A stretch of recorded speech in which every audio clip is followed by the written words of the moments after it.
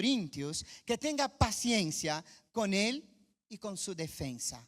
Porque aunque parezca una insensatez, una locura, va a decir él, el defenderse, su defensa está como fruto del amor y del cuidado que él tenía por la iglesia. Y a veces uno tiene que ir más allá de lo que se ve en cara. Somos tan fáciles para juzgar con todo lo que vemos con nuestros ojos, pero a veces cometemos tantos fallos al juzgar. Primero, que no es nuestra meta, ¿verdad? Pero hacemos a veces tantos destrozos cuando juzgamos simplemente por la apariencia. Era importante que los cristianos corintios entendieran y confiaran en las credenciales apostólicas de Pablo, porque Pablo cuidaba de sus corazones con celo de Dios. Y una cosa que no se habla mucho es de este Pablo pastor, ¿no? Este Pablo que cuida, este Pablo que enfrenta lo que sea para que la iglesia pueda seguir creciendo. El cuidado, dice alguien, es amor en acción. Y el que ama no critica, cuida. El que ama no divide, ayuda. El que ama edifica, no destruye. Y en el caso del apóstol se manifestaba en que quería que la iglesia no se desviara del conocimiento de Dios. Y en ese capítulo, el primer aspecto entre muchos que hay que quisiera destacar es que el enemigo nunca nos da tregua. Él no para. Y yo creo, hermanos, que si abriéramos nuestros ojos, vamos a ver que el mal está mucho más activo hoy en todos los lugares de la tierra. Y la maldad está tomando dimensiones continentales y unificadas en este mundo. Pablo comienza en 2 Corintios 11, 3-4, dice: pero temo que, así como la serpiente con astucia engañó a Eva, vuestras mentes sean desviadas de la sencillez y pureza de la devoción a Cristo. Porque si la iglesia viene y predica a otro Jesús, a quien no hemos predicado, o recibís un espíritu diferente que no habéis recibido, o aceptáis un evangelio distinto que no habéis aceptado, bien lo toleráis. Pablo entendía que el engaño de Satanás a Eva en el jardín del Edén, allá en Génesis 3, versículos 1-5, es un buen ejemplo de las tácticas engañosas del mal de Satanás. Su mentira hacia Eva: no moriréis, es lo que él va a decir, estaba rodeada de medias verdades y de engaños tentadores. Seréis como Dios. Una mentira que es totalmente incierta puede ser hallada y combatida abiertamente. Pero una mentira que es parcialmente verdad es un asunto más difícil de combatir, dice el poeta Tennyson. Y es interesante pensar en ello, porque realmente el enemigo es revuelto, retorcido, y a veces en cosas muy pequeñas crea un gran problema. No hay otro evangelio, o la idea de que podemos mejorar la verdad revelada por Dios mismo en Cristo. Nadie puede mejorar nada de lo que Dios ha hecho, porque todo lo que Dios ha hecho es perfecto. ¿Amén? ¿Creéis en así? Yo también. Los problemáticos entre los cristianos de Corintios no atacaban solo a Pablo. Ellos también atacaban a Jesús y al evangelio al predicar a otros mentiras e incoherencias del mensaje. Eso me acordó Gálatas y el apóstol Pablo diciendo: mas si aún nosotros o un ángel del cielo os anunciare otro evangelio diferente del que os hemos anunciado, sea anatema. Como antes hemos dicho, también ahora lo repito: si algunos predica diferente evangelio del que habéis recibido, sea anatema. Y mirar, hermanos, Pablo no estaba lejos de la realidad, porque tenemos varias religiones que afirman ser la verdad por un ángel que les vino a hablar. Nosotros tenemos que abrir los ojos y ver y saber que la palabra de Dios no cambia. Puede que cambien las formas, puede que cambie muchas veces los estilos, pero la palabra de Dios permanece y aún la letra más insignificante de su palabra se cumplirá tal como Él lo ha dicho. El problema no era tanto que habían venido falsos maestros, ese no era el problema, porque ya Jesús nos decía que en su siembra siempre habría trigo y cizaña, hasta el final. Hasta el final. Entonces, ese no era el gran problema entre los corintios, esto que habían venido falsos maestros. El problema era que los cristianos los habían tolerado. Este es un grande peligro y como creyentes debemos estar atentos.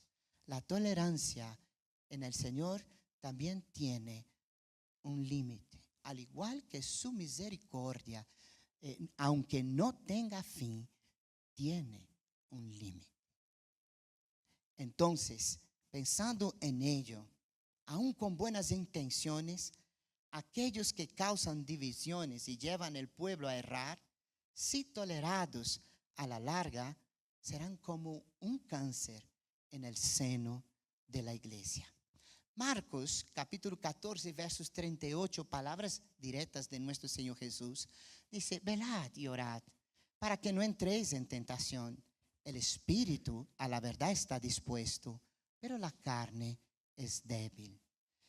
Eso cuando lo dijo a Pedro y juntamente con los discípulos más cercanos del Señor, que estaban medio dormidos en uno de los momentos más difíciles de la vida de Jesús en la tierra. Pero más tarde Pedro aprendió esta lección y es él el que va a decir en 1 de Pedro 5, 8 a 9: sed sobrios y velad, porque vuestro adversario el diablo, como león rugiente, anda alrededor buscando a quien devorar, al cual, y nos va a decir dos cosas importantes: resistid firmes en la fe. ¿Qué significa eso? Resistid firmes en la fe. Y la segunda cosa, sabiendo que los mismos padecimientos se van cumpliendo en vuestros hermanos en todo el mundo. Y una cosa, hermanos, que he aprendido en mi vida y que veo en ese texto, y he aprendido exactamente porque está en la palabra, es que ninguno de nosotros como hijos de Dios en esta tierra somos víctimas de nada. Todos nosotros somos agraciados, porque sin merecer, al recibir, Él nos dio la potestad de ser hechos hijos de Dios. Nuestra posición no puede ser descuidada o de subestimar al enemigo. Eso es un grave error.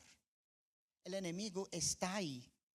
Y él no está acecha solamente fuera, porque el mundo le pertenece, bien lo dijo él al Señor Jesucristo, ¿verdad? Aunque el mundo de verdad pertenece al Señor y todo llegará a su propósito. Pero él reina ahora mismo ahí.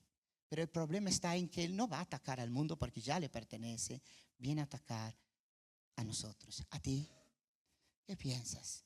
¿Que él no se empeña en destruir tu vida, en pasarte la zancadilla, en que seas avergonzado, en que tu fe enfríe, en que llegas a tener una vida llena de amargura, o que solamente salga de tu boca lamentos y no tenga nada para adorar al Señor en los momentos más importantes de tu vida? Por eso, iglesia, yo mismo, cada uno por su nombre, no baje las armas. No desatienda tu vida espiritual. El enemigo no da tregua. Y si él puede hacerte caer y pisar por encima de tu cabeza, lo hará. Porque él no tiene misericordia.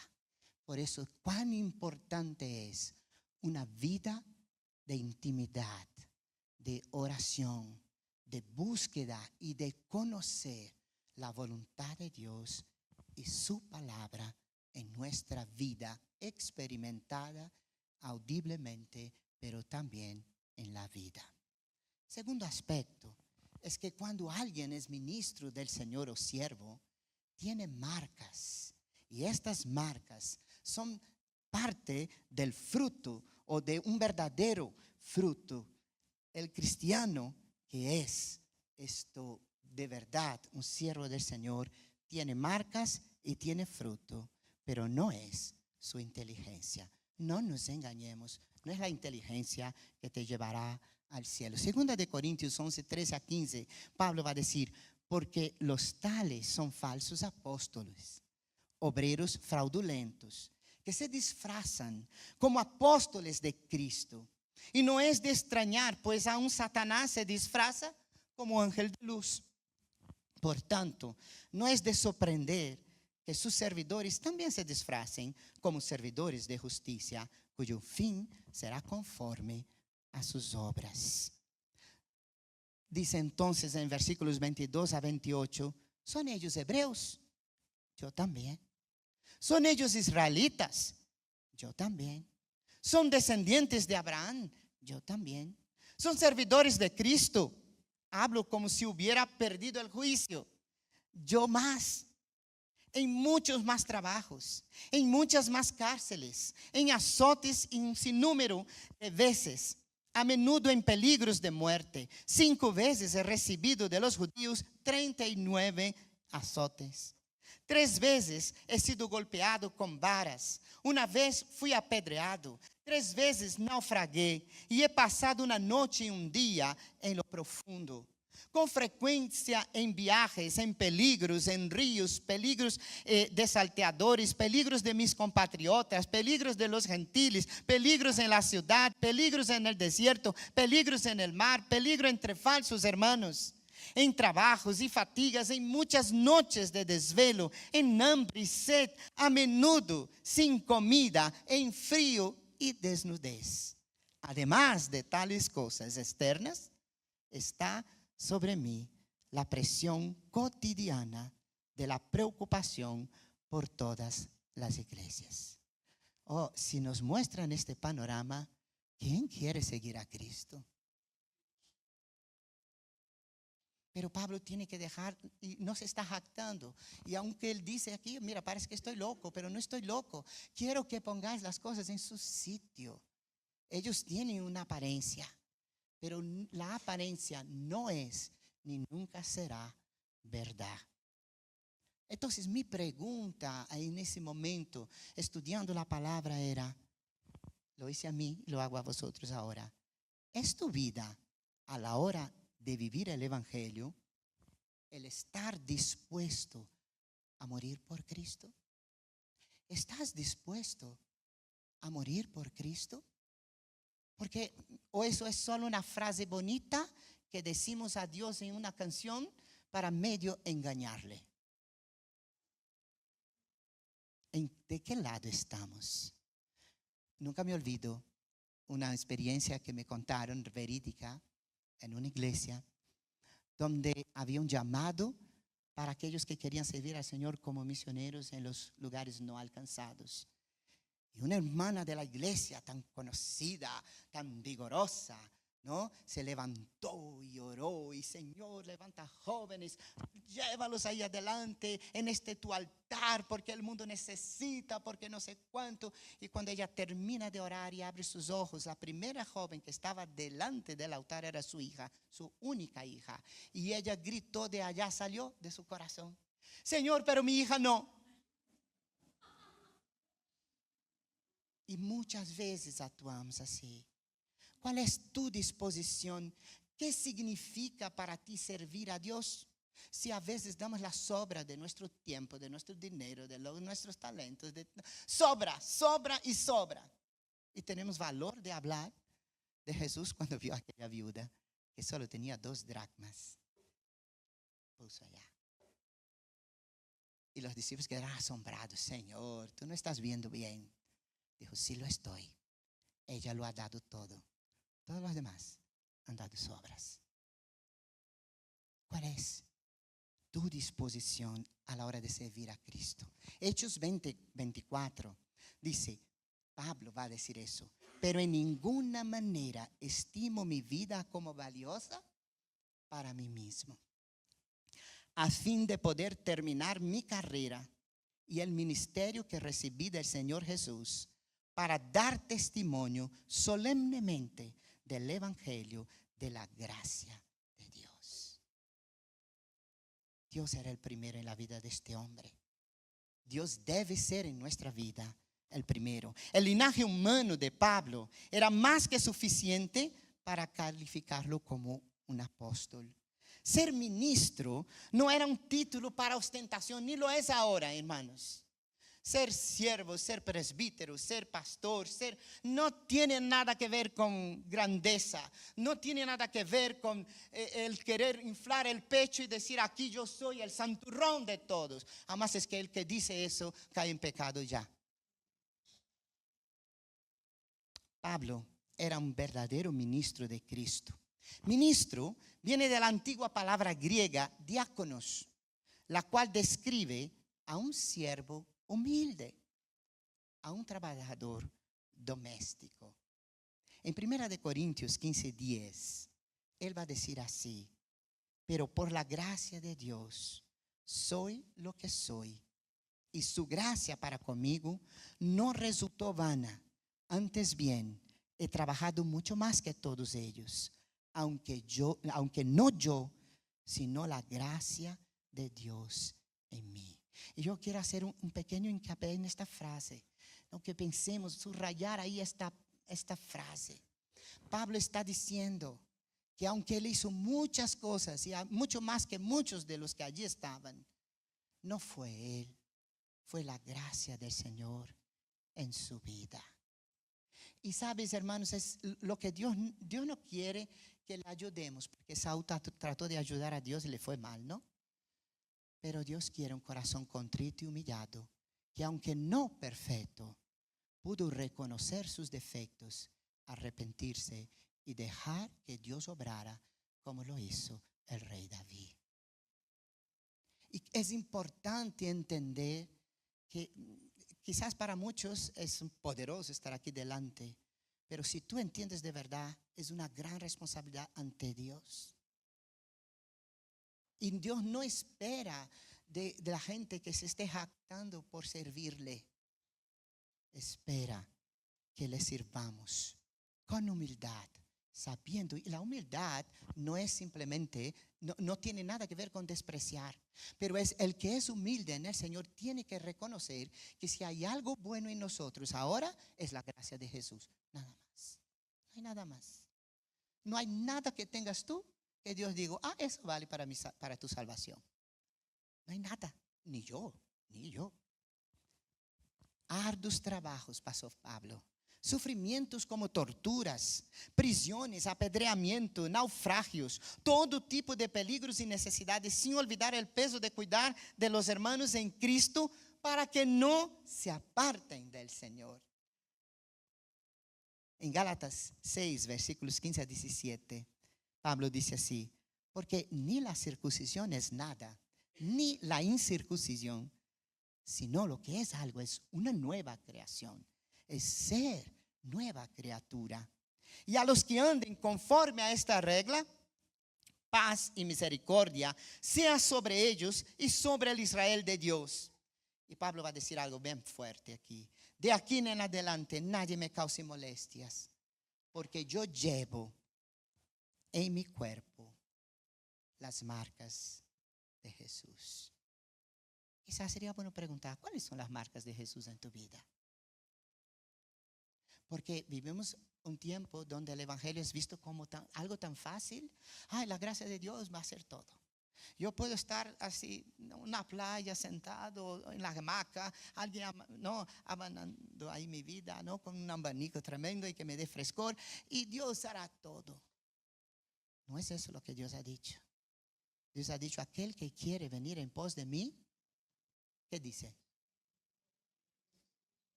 Niéguese a sí mismo. Wow, está diciendo, tú estás en segundo plano. toma tu cruz, sígueme.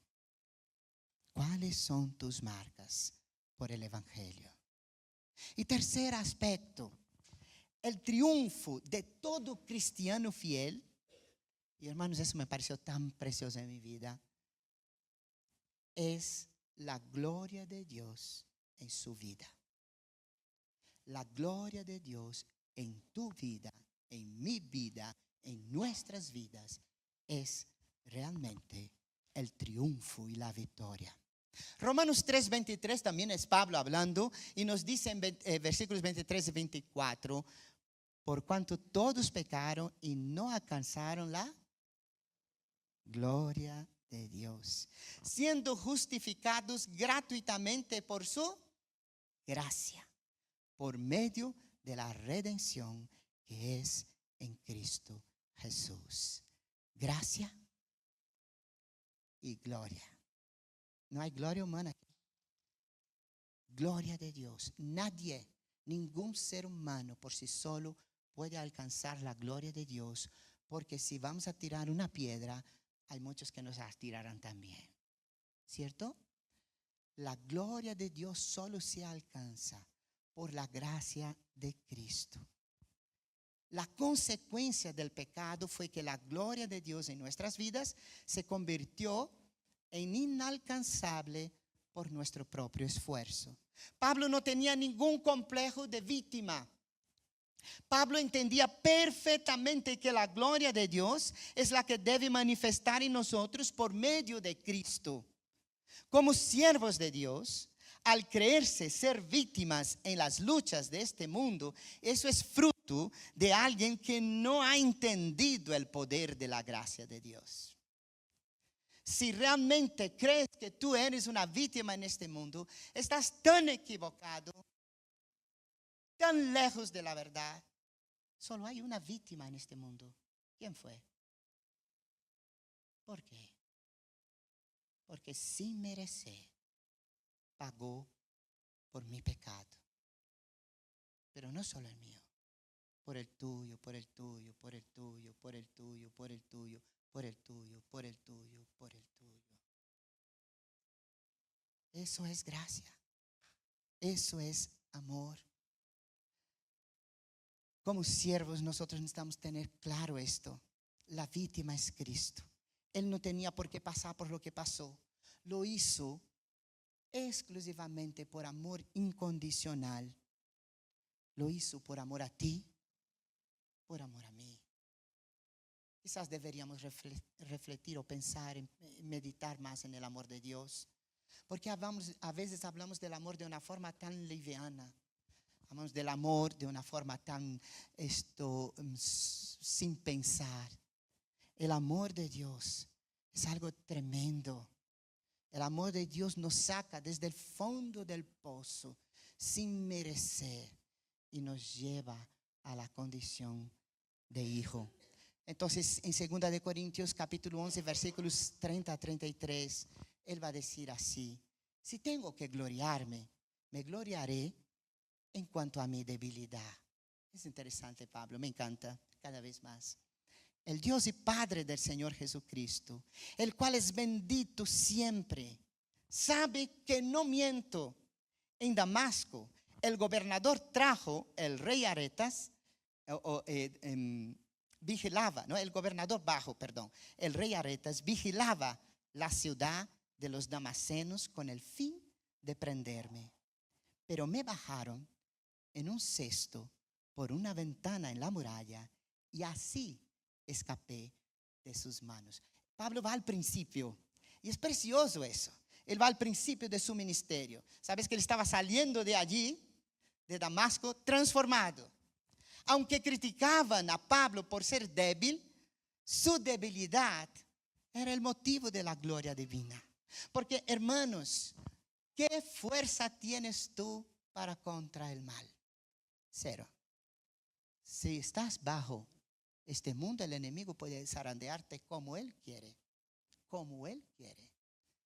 La única forma de no hacerlo es si tenemos las marcas del Espíritu aquí, el sello del Espíritu Santo. Si somos hijos, ahí Él no puede tocar. ¿Dónde está nuestra fuerza? ¿Dónde está nuestra altivez? Yo no sé por qué no aprendemos esto. Sus logros no eran por meras capacidades humanas como el conocimiento, la fuerza física, la erudición, la maestría a la hora de hablar o el éxito humano de sus logros. Todo es vanidad. Todo es vanidad ante su presencia. Su gloria estaba en entender exactamente que conociendo su misma debilidad, dejaba que Dios fuera su fortaleza. Dependía de Dios. Dependía que Dios lo usara, lo capacitara y lo guiara. Y esa es nuestra fortaleza, hermanos. Es cuando nosotros realmente estamos en las manos de Dios sin resistencia, para que Dios obre en medio de nosotros, a través de nosotros, su propósito. Y esto se cumpla. Depender de Dios, porque yo solo no puedo. Creo que eso trae más sanidad que cualquier otra cosa en la vida espiritual. Los falsos apóstoles de Corinto, aquellos que se jactaban de ser los más grandes apóstoles, nunca soñarían en gloriarse en tal cosa, en que es débil, en que si Dios no está conmigo, no voy a poder. A pesar de eso, a Pablo no le importó si se miraba a los ojos de ellos como tonto, ¿no? A los ojos del mundo o de aquellos en la iglesia que pensaban como el mundo.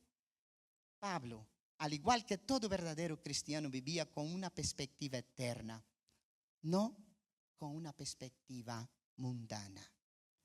Dice el teólogo Morgan, dice así: Dios sabe todos los padecimientos, sabe todas las pruebas, sabe todos los hechos a los cuales Él ya se había referido. Sabe que Él ha sido conducido por todas partes en triunfo hasta el final. Dios lo sabe. Eso es el secreto de su gloria más profunda. ¿Piensa que Él no sabe todo lo que va a pasar en tu vida? Lo sabe. Pero también sabe cómo vamos a responder por medio de la gracia de Dios. Entonces quisiera concluir, hermanos, con dos aspectos. En Hechos 9, versículos 23 a 25, dice así: después de muchos días, los judíos tramaron deshacerse de él, pero su conjura llegó al conocimiento de Saulo, y aún vigilaban las puertas día y noche con el propósito de matarlo. Pero sus discípulos lo tomaron de noche y lo sacaron por una abertura en la muralla, bajándolo en una canasta. El apóstol se remonta hacia el evento inicial de su ministerio, quizás pensando que su escape de Damasco era su camino de aprendizaje bajo las grandes persecuciones y dificultades que él iba a enfrentar. Nadie comienza a servir a Cristo pensando que no va a enfrentar luchas. El propio Jesús dice: en el mundo.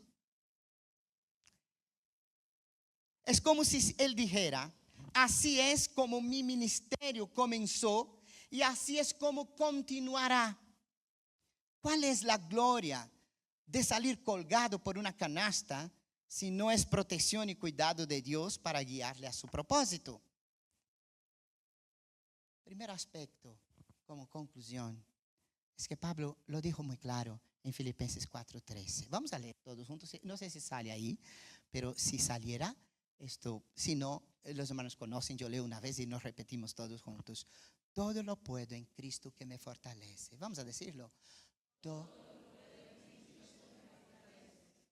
Así es. Eso es la gloria. Mi fortaleza es Cristo. No son ritos, no son sabiduría, no es religiosidad, no es apariencia. Mi fortaleza tiene que ser Cristo, porque si no, yo no aguanto un raudo del enemigo contra mí. Saulo de Tarso viajaba a Damasco lleno de poder y autoridad del hombre que se dirigía en contra del pueblo de Dios. Él iba inflado de recomendaciones y poderes. No obstante, el apóstol Pablo salió de Damasco humildemente en una canasta. ¿Qué diferencia? ¿Qué diferencia? ¿Hay algo más descriptivo de lo que es la debilidad que el ser humano bajado en una canasta sobre un muro? No hay en aquel momento menos. Es difícil demostrar por qué cerraría su discurso con lo que se podría interpretar como un acto cobarde, de cobardía. Podría ser que estaba demostrando, según había afirmado, su fuerza en su debilidad. Dios lo libró de las manos del gobernador de Damasco y escogió hacerlo hasta de una forma humillante. ¿Sabes por qué?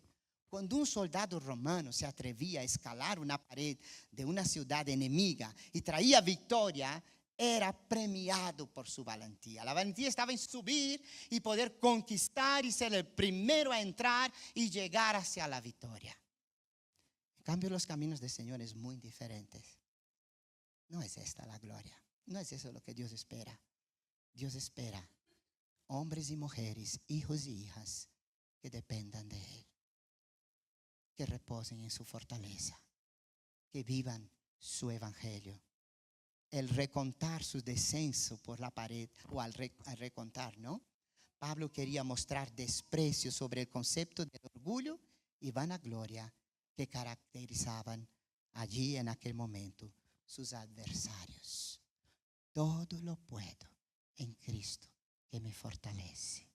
Todo lo puedo. Cuando estoy bien, lo puedo en Cristo. Cuando estoy pasando difíciles, lo puedo en Cristo.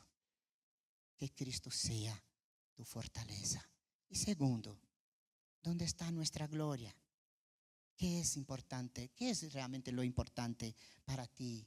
¿De qué te jactas? Filipenses, el propio Pablo va a decir, pues para mí el vivir es Cristo y el morir ganancia. Policarpo, allá por el año 65 a 155, fue obispo de la iglesia de Esmirna, una de las iglesias que estamos estudiando en Apocalipsis, los jóvenes. Y a pesar de no ser un teólogo, un filósofo, según los escritos de Ireneus, era un hombre de mucho mayor peso y mejor testigo de la verdad que Valentius y Marción y el resto de los herejes. Eso lo escribió Ireneo. Policarpo, escribiendo a los filipenses una carta, dijo, manténganse fuertes. Por lo tanto, en esta conducta y sigan el ejemplo del Señor, firmes, inalterables en la fe, amantes de la hermandad, amando a cada uno, unidos en verdad, ayudándose unos a otros con la delicadeza del Señor, sin despreciar a ningún hombre. Frente al procónsul, en la insistencia de que negara a Dios antes de su martirio, este hombre dijo, mira que no era jovencito, 86 años le he servido a él y él nunca me ha hecho daño. ¿Cómo entonces yo podré blasfemar a mi Rey y Salvador? Escuchadme, escúchame a declarar con fuerza. Yo soy un cristiano. Y si tú deseas aprender qué son las doctrinas del cristianismo, asígname un día y las escucharás. Estaba en el momento de su martirio. Por no negar, lo pusieron en la hoguera. Algo sucedió ahí que el viento llevó las llamas para el otro lado y no le tocó, estando en la hoguera llena de o puesta a fuego. Después lo mataron. Algunos dicen con machete, otros con espada, no lo sé. Pero lo cierto es que él dice así: 86 años sirviendo a mi Señor y venís ahora que yo lo niegue. Él es mi fortaleza. Él es mi Señor. Si quieres saber de Él, yo te lo digo, yo te explico. Pero ni pensar, ni de dejarlo, ni de abandonarlo, ni de avergonzarlo. El Señor un día dijo, aquel que toma mano en el arado y mira hacia atrás. En Jeremías 15:19, escucha del Señor algo precioso, sufriendo por un pueblo tan terrible como estaba el pueblo de Israel en aquel momento. Entonces dijo así el Señor: si vuelves, yo te restauraré, en mi presencia estarás. Si apartas lo precioso de lo vil, serás mi portavoz, que se vuelvan ellos a ti, pero tú no te vuelvas a ellos. Yo sé en quién he creído. ¿Lo sabes tú? ¿En quién crees? ¿Quién es el Señor para ti? ¿Qué hace?